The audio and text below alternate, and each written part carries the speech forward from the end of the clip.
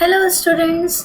तो मैं अब आज आपके लिए लेकर आई हूँ आईसीटी चैप्टर 2 का क्लास 8 का पार्ट 2। तो कल जो हमने लास्ट सीखा था वो हमने ये सीखा था पिक्चर को हम कैसे फॉर्मेट करें, कैसे रीसाइज करें और उसको क्रॉप कैसे करें। ठीक है, तो आज हम इसी में आगे बढ़ेंगे।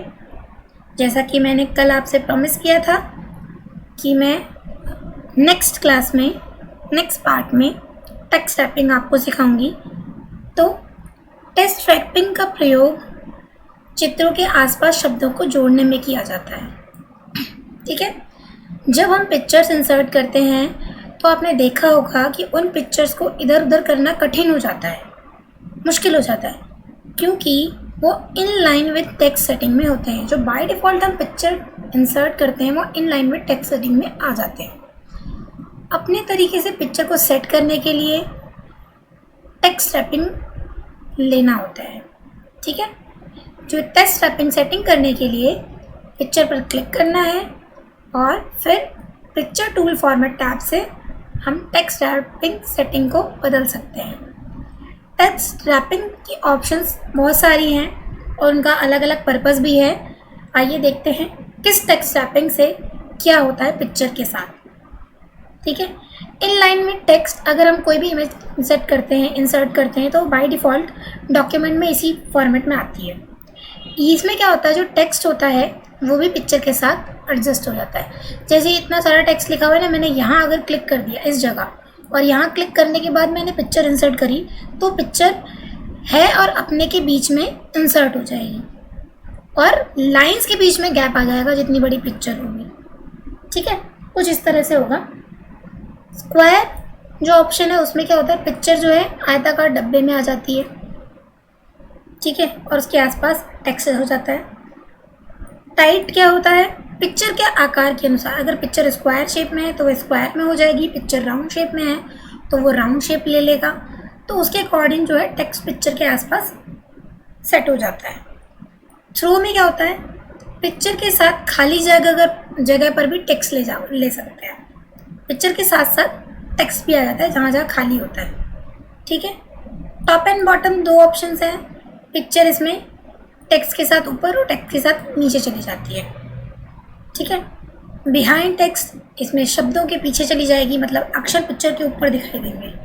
इन फ्रंट ऑफ टेक्स्ट शब्दों के ऊपर पिक्चर आ जाएगी और जो लेटर्स होंगे, जो अक्षर होंगे पीछे पिक्चर के लिखे होंगे वो सब पीछे चले जाएंगे। तो ये सारी हमारी टेक्स्ट रैपिंग की ऑप्शन है जो आज हम सीखेंगे। हम इसे प्रैक्टिकली भी करके देखेंगे। चलिए आगे बढ़ते हैं। इसके साथ साथ हम स्पेशल सिंबल्स और ऑब्जेक्ट्स कैसे इंसर्ट करते हैं वो भी सीखेंगे। ऑब्जेक्ट क्या है कि कई बार हमें क्या होता है कि हम चाहते हैं कुछ जो टेबल है, जैसे हम एक्सेल में टेबल का फॉर्मेट बनाते थे, वो एक्सेल की जो टेबल है, स्प्रेडशीट की जो टेबल है वो हमारी वर्ड डॉक्यूमेंट में आ जाए। ठीक है, मतलब जो वर्ड डॉक्यूमेंट है उसमें छोटा सा पोर्शन जो है वो हमारा दूसरा सॉफ्टवेयर जो है स्प्रेडशीट का वो इंसर्ट हो जाए, तो इसे हम ऑब्जेक्ट कहते हैं। वो हम कैसे इंसर्ट करेंगे हम देखेंगे, दोनों ही चीज़ों में सीखेंगे, वर्ड में भी और गूगल डॉक्स में भी। ठीक है, क्योंकि मुझे पता है आप में से बहुत से लोग हैं जो फ़ोन यूज़ कर रहे हैं सिस्टम ना होने की वजह से, तो हम फ़ोन में भी इसकी प्रैक्टिस करेंगे। शेप्स कैसे इंसर्ट करते हैं, बहुत सारी बाय डिफ़ॉल्ट शेप्स हमें जो MS वर्ड है वो प्रोवाइड करता है, उनको हम कैसे इंसर्ट करेंगे। ठीक है, वो सारी की सारी जो शेप्स होती हैं इंसर्ट टैब में अवेलेबल होती हैं। ठीक है, ये जो सेटिंग है ये तो हमारी जो डॉक्यूमेंट है, हमारा MS वर्ड है उसमें अवेलेबल है। गूगल डॉक्स में ये चीज़ थोड़ी डिफरेंट तरीके से होती है, उसमें कैसी होती है हम वो भी बताएंगे। वहाँ पर कैसे, अगर आप गूगल डॉक इस्तेमाल कर रहे हैं तो वहाँ पर शेप कैसे इंसर्ट करेंगे। अच्छा, ऑब्जेक्ट हमने इंसर्ट कर लिया, अगर उसमें कोई भी एडिटिंग करनी है तो उसके लिए हमें क्या करना था, उस पर डबल क्लिक करना होता है। ठीक है, तब ये वो सॉफ्टवेयर एप्लीकेशन खुल जाती है जिसमें एडिटिंग करनी होती है, अदरवाइज तो बिल्कुल नॉर्मल टेबल की तरह नज़र आता है। ठीक है, तो हम ये भी करके देखेंगे कैसे होता है। चलिए आगे बढ़ते हैं। चित्रों को अलाइन करना, इमेजेस को इंसर्ट करना मैंने आपको बता दिया था और उनको फ्लिप करना और रोटेट करना भी मैंने आपको बता दिया था कल की टेबल में। बस रह गया है तो उनको अलाइन करना कि इमेज को हम शेप्स को या इमेज को हम कैसे अलाइन करते हैं। जब भी हम कोई शेप सेलेक्ट करते हैं तो प्लस का साइन आ जाता है, उसके बाद हम आराम से उस माउस को ड्रैग करके खींच करके शेप को ड्रॉ कर सकते हैं और अलाइनमेंट भी दे सकते हैं। अलाइनमेंट कैसे देते हैं, अलाइनमेंट के टाइप क्या क्या हैं, टॉप है, मिडल है, बॉटम है, लेफ़्ट है, सेंटर है, राइट शेप है। तो बहुत सारे ऑप्शंस, इसके अलावा और भी ऑप्शंस मिलेंगे, तो हम इनको बताएंगे वो ऑप्शंस कहाँ होते हैं और आप उन्हें कर करके देखेंगे।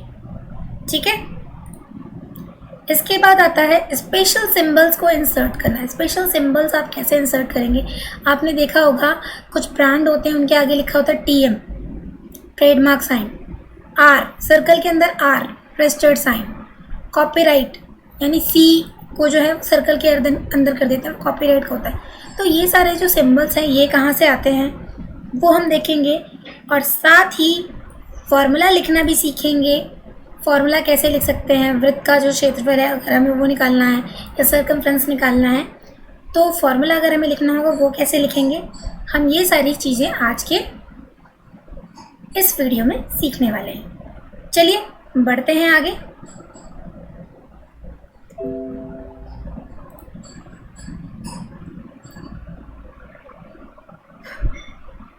तो सबसे पहले हम क्या करेंगे, सबसे पहले हम इंसर्ट करते हैं पिक्चर,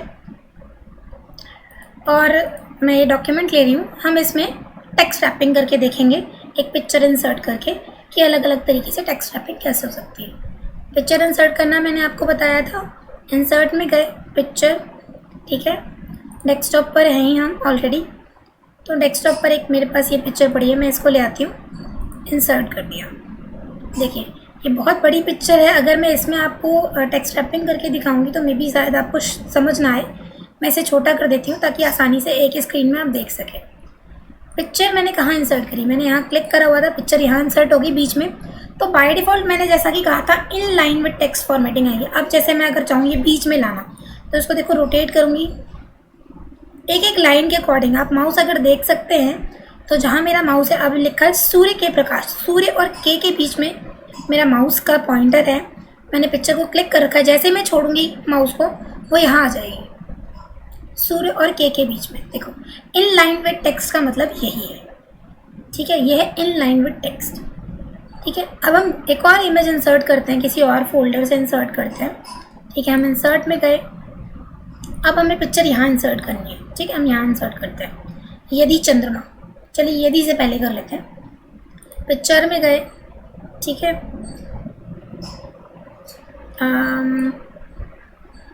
मैंने D ड्राइव में या F ड्राइव में कहीं मैंने सेव किया था कुछ, हाँ मैंने एक फ़ोल्डर बना रखा है F ड्राइव में, एनी फोल्डर नाम से। ठीक है, अब इस फोल्डर में कुछ पिक्चर्स हम वहाँ से इंसर्ट करेंगे। डबल क्लिक किया, ये पिक्चर्स ऑलरेडी यहाँ पर है हमारे पास। चलिए इस वाली पिक्चर को हम इंसर्ट करके देखते हैं। इसको मैंने क्लिक किया और इंसर्ट पे क्लिक कर दिया, ये पिक्चर आ गई। ये भी अभी in line with text option से आई है। ठीक है, अब हम टेक्स्ट रैपिंग में इसको बदलते हैं। पिक्चर में थोड़ी और छोटी कर देती हूँ। चलिए ये आ गई टेक्स्ट रैपिंग के ऑप्शन। देखो यहाँ पिक्चर टूल फॉर्मेट यहाँ पर है, ये हमने क्लिक किया। मैं इसे ले आती हूँ स्क्वायर पर। देखिए अब ये स्क्वायर शेप ले लिया इसने। ठीक है, आसपास का कंटेंट जो है स्क्वायर शेप में आ गया। पढ़ना आप चाहेंगे पढ़ सकें। हमेशा पृथ्वी की ओर होता है, यदि चंद्रमा पर खड़े होकर पृथ्वी को देखें तो पृथ्वी साफ साफ ऐसे घूर्णन करती हुई नजर आएगी। इस तरीके से ये टेक्स्ट, अब ये इमेज जो है टेक्स्ट के बीच में स्क्वायर रूप में शेप आ गया है। अब मैं इसको टाइट फॉर्मेटिंग देती हूँ। ठीक है, टाइट टेक्स्ट रैपिंग देती हूँ। चलो हम दूसरी एक और इमेज ले आते हैं, उसके साथ करके देखते हैं इसे। राइट, इंसर्ट में गए पिक्चर, चलिए हम ये ले आते हैं, इंसर्ट कर दी। काफ़ी बड़ी पिक्चर है, हम इसको छोटा कर देते हैं फटाफट से।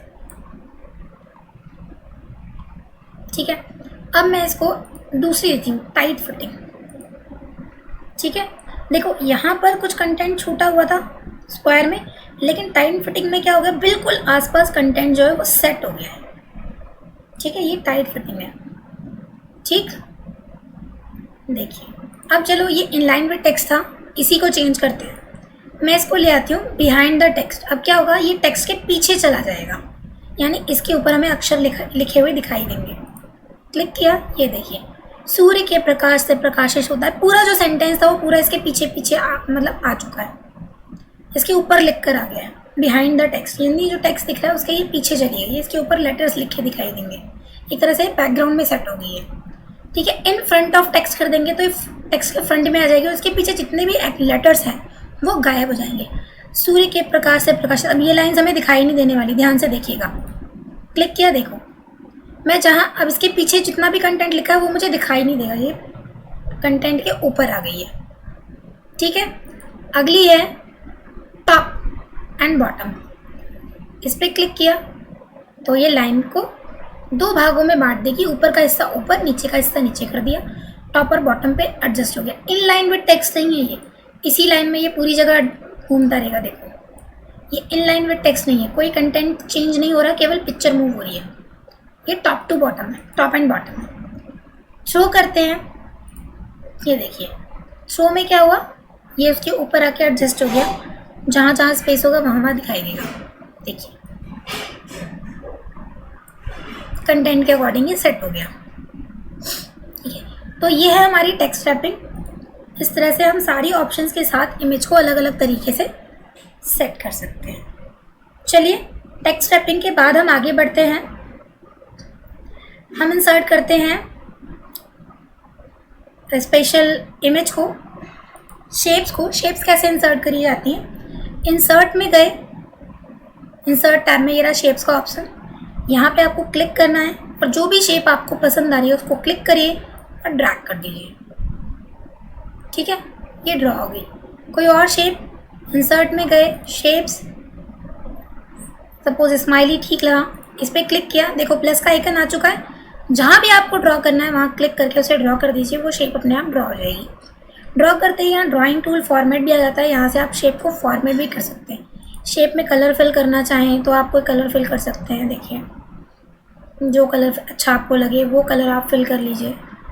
ठीक है, उसकी आउटलाइन भी चेंज कर सकते हैं। आउटलाइन का कलर मैं रेड कर दूँ, देखो आपको रेड करते ही दिखाई देगा आउटलाइन का कलर। ठीक है, शेप आप शैडो का इफेक्ट्स वगैरह भी दे सकते हैं। तो इस तरह से बहुत सारी ऑप्शंस हैं जो आप इसके साथ कर सकते हैं। ठीक है, ये हो गया। अब हम आते हैं फॉर्मूलाज लिखने पर। चलिए पहले मैं आपको दिखाती हूँ यही चीज़ हमें गूगल डॉक्स में अगर करनी हो तो हम कैसे करेंगे। ठीक है, ये मैंने गूगल डॉक्स खोला हुआ है। यहाँ पर मुझे अगर शेप इंसर्ट करनी है तो उसके लिए मैं जाऊँगी इंसर्ट टैब में, ड्राइंग। ड्राइंग पर जाते ही मुझे यहाँ क्लिक करना है न्यू पर। ये एक एरिया खुलकर मेरे पास आ जाएगा और इसके साथ साथ मेरे पास टूल्स भी आ जाएंगे। ये रहा यहाँ पर टूल्स, शेप, इस पर क्लिक करना है और जो हमें शेप चाहिए हम उस पर क्लिक करके ड्रॉ कर लेंगे। कलर चेंज करना है, आप कलर भी चेंज यहाँ से कर सकते हैं। और जैसे ही आप सेव एंड क्लोज करेंगे तो जहाँ आपने क्लिक किया था वहाँ ये पिक्चर आ जाएगी, वो शेप इंसर्ट हो जाएगी। ठीक है, इस तरह से। चलिए अब आते हैं हम वापस ऑब्जेक्ट कैसे इंसर्ट करते हैं। सपोज मुझे कोई ऑब्जेक्ट इंसर्ट करना है, इंसर्ट में गए, यहाँ आप देखेंगे ऑब्जेक्ट। ऑब्जेक्ट पर हमने क्लिक कर दिया। अब हमें कौन सा ऑब्जेक्ट इंसर्ट करना है वो हमें देखना है, ऑप्शन हमें चूज़ कर लेनी है जो भी हमें चाहिए। चलिए हम वर्कशीट ही इंसर्ट कर लेते हैं एक्सेल से। ठीक है, ये ऑप्शन हमने सेलेक्ट करी, ओके कर दिया। देखिए पूरी वर्कशीट आ गई है उठ के यहाँ पर। अब आप इसमें टाइप करिए जो भी आपको टाइप करना है। ठीक है, मैं इसमें उसके फंक्शन भी यूज़ कर सकती हूँ। मैंने आपको सिखाया था ना संडे मंडे वाला, सन लिखा और ड्रैग कर दिया, पूरा सैटरडे तक आ गया। जैसे ही मैं बाहर क्लिक करूँगी ये नॉर्मल टेबल बन जाएगी। देखिए अब ये नॉर्मल टेबल बनी हुई है। अगर मुझे इसमें काम करना है, सिंगल क्लिक में कुछ नहीं होगा, ये मूव होगी। लेकिन अगर मुझे इसमें कुछ और चेंजेस करने हैं, जस्ट डबल क्लिक, 2 बार क्लिक करते ही ये ऑब्जेक्ट की तरह वापस उस सॉफ्टवेयर में खुल जाएगी और उस सॉफ्टवेयर के फंक्शन आप यूज़ कर सकते हैं। ठीक है, ये तो हो गया हमारा ऑब्जेक्ट। ठीक है, ऑब्जेक्ट आप गूगल शीट में भी एंटर कर सकते हैं, गूगल डॉक्स में भी। चलिए उसमें कैसे हम ऑब्जेक्ट इंसर्ट करेंगे वो देखते हैं। इसके लिए आपको क्या करना है,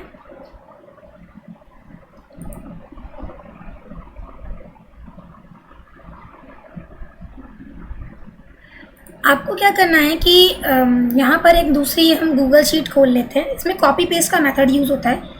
डायरेक्ट आप लिंक इंसर्ट कर सकते हैं, बट उस तरह से ऑब्जेक्ट नहीं आ पाएगा, टेबल नहीं बन पाएगी। तो अगर हम गूगल डॉक्स यूज़ कर रहे हैं तो उसमें हम गूगल शीट से कंटेंट लेकर आ सकते हैं। यहाँ मैंने कोई फाइल पहले से बनाई हुई थी, उसको मैं खोल रही हूँ। ये एक टेबल बनी हुई है मेरे पास। मैंने इसको क्लिक किया और सेलेक्ट करके, सॉरी ये तो हो गया, इसको मैंने सेलेक्ट कर लिया और यहाँ से मैंने कॉपी कर लिया। अब मेरा जो गूगल डॉक खुला हुआ था, हम वहाँ गए और राइट क्लिक करके हमने इसे पेस्ट कर दिया। अब यहाँ ऑप्शन आएंगी लिंक टू स्प्रेडशीट। हमें वो लिंक टू स्प्रेडशीट कर देना है, उससे यहाँ पर वो सारी चीज़ें, वो कंटेंट उससे लिंक हो जाएगा और जो हम वहाँ चेंज करेंगे वहाँ आ जाएंगे। देखिए इस तरीके से हम यहाँ पर ऑब्जेक्ट इंसर्ट कर सकते हैं। ठीक है, गूगल डॉक्स में कैसे करना है।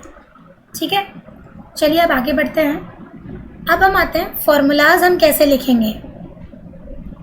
राइट, ठीक है, चलिए अब मैं आपको बताती हूँ कि हमें फॉर्मूलाज कैसे लिखते हैं इसके अंदर। पहले मैं आपको वर्ड में बताती हूँ कैसे लिखना है। इंसर्ट टैब में हम जाएंगे, सर्कल का फॉर्मूला लिखना है। इंसर्ट टैब में हम गए, यहाँ पर सिंबल्स हैं, सिंबल। ठीक है, सिंबल पे हमने क्लिक किया। एरिया ऑफ सर्कल क्या होता है? एरिया ऑफ सर्कल का फॉर्मूला क्या होता है?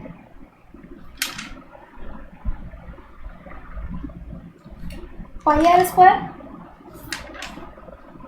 ठीक है, तो हमने पाई इंसर्ट कर दिया। ठीक, इसके बाद हमने आर लिखा और 2 लिखा। 2 को हम कर देंगे सुपरस्क्रिप्ट सबस्क्रिप्ट के ऑप्शन हमारे पास, सुपरस्क्रिप्ट कर देंगे और ये हमारा फॉर्मूला बन गया एरिया ऑफ सर्कल का, पाई आर स्क्वायर। ठीक है, area of circumference of circle क्या होता है हमारा? 2 पाई आर। आराम से लिख सकते हैं। हमने 2 टाइप किया, फिर से हम इंसर्ट में गए, सिंबल में गए, पाई इंसर्ट किया, 2 पाई एंड आर, ये फार्मूला हो गया। वैसे हमारे पास कुछ बने बनाए भी ऑलरेडी रेडीमेड फार्मूलाज अवेलेबल होते हैं। देखिए इक्वेशन में अगर आप जाएंगे तो यहाँ देखिए area of circle already given है, जस्ट क्लिक करना है और ये अपने आप आ जाएगा। ठीक है, आप ऐसे भी इंसर्ट कर सकते हैं इक्वेशंस को। ओके, ये हो गया एरिया ऑफ सर्कल। चलिए अब आगे बढ़ते हैं। हमने टेक्स्ट रैपिंग सीख ली और हमने शेप्स को इंसर्ट करना सीख लिया। ठीक है, हमने क्या कहते हैं अलाइनमेंट, सॉरी एक चीज़ रही है हमारी, शेप्स का अलाइनमेंट सेट करना रह गया। चलिए वो भी मैं आपको बता देती हूँ फटाफट से। जैसे यहाँ पर हम गए इंसर्ट शेप, एक मैंने शेप इंसर्ट कर ली।